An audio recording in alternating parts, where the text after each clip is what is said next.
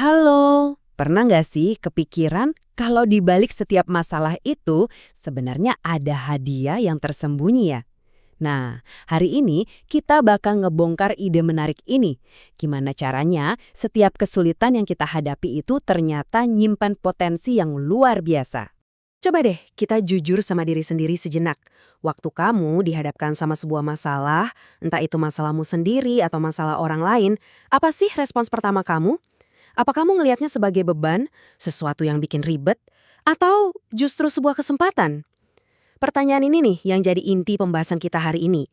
Dan ini bukan sekedar omongan motivasi biasa ya. Beberapa menit ke depan, kita bakal lihat gimana tantangan yang dialami orang lain itu sebenarnya adalah sebuah kesempatan emas.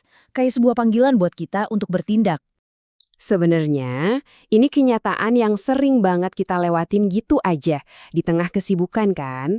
Penderitaan orang lain itu bukan cuma berita di HP atau pemandangan sekilas. Sumber yang kita bahas hari ini bilang, itu semua adalah undangan pribadi buat kita untuk terlibat langsung.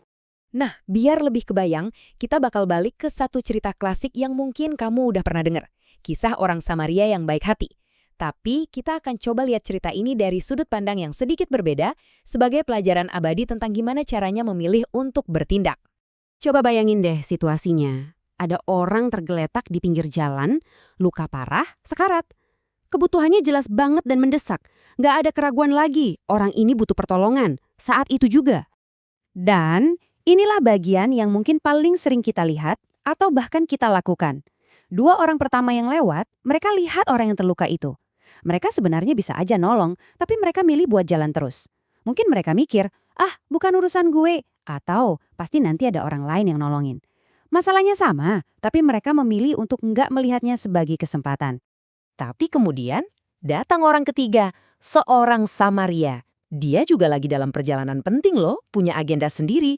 Cuma, dia melakukan sesuatu yang radikal. Dia menghentikan segalanya. Dia memilih untuk berhenti. Nah, disinilah kuncinya. Ini semua soal mindset, soal cara kita memandang sesuatu. Buat si orang Samaria ini, orang yang tergeletak di jalan itu bukan gangguan atau beban. Justru sebaliknya, dia melihatnya sebagai kesempatan emas yang gak boleh dilewatkan. Sebuah kesempatan untuk menunjukkan belas kasih. Oke, sekarang coba kita tarik pelajaran dari cerita kuno ini ke dunia kita sekarang yang serba sibuk.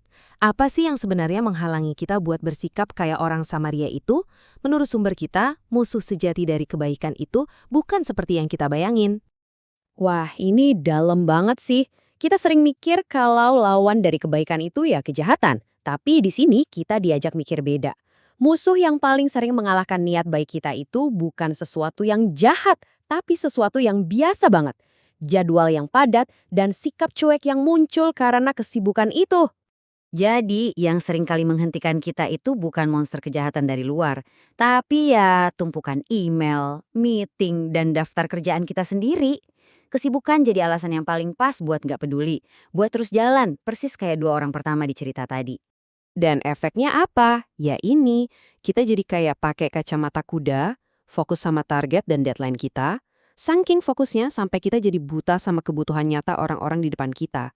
Kesempatan-kesempatan emas itu ya lewat gitu aja tanpa kita sadari. Oke, jadi kalau musuhnya itu kesibukan, terus gimana cara ngelawannya? Nah, di bagian terakhir ini, kita bakal bahas langkah-langkah praktis buat mulai melatih mata kita biar bisa ngeliat dan ngambil setiap kesempatan emas yang muncul. Coba deh, sekarang buka kalender di HP kamu. Lihat semua jadwal buat hari ini. Nah, sekarang coba tanya ke diri sendiri.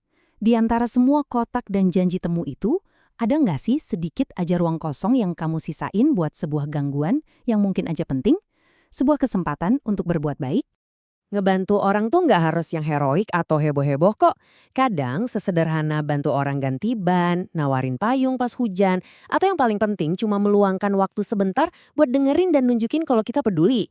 Justru tindakan-tindakan kecil kayak gini yang seringkali paling berarti. Jadi, mari kita tutup dengan pemikiran ini. Kesulitan orang lain itu bukan beban, tapi peluang emas untuk berbagi kasih. Lain kali kamu melihat sebuah masalah, jangan langsung buang muka.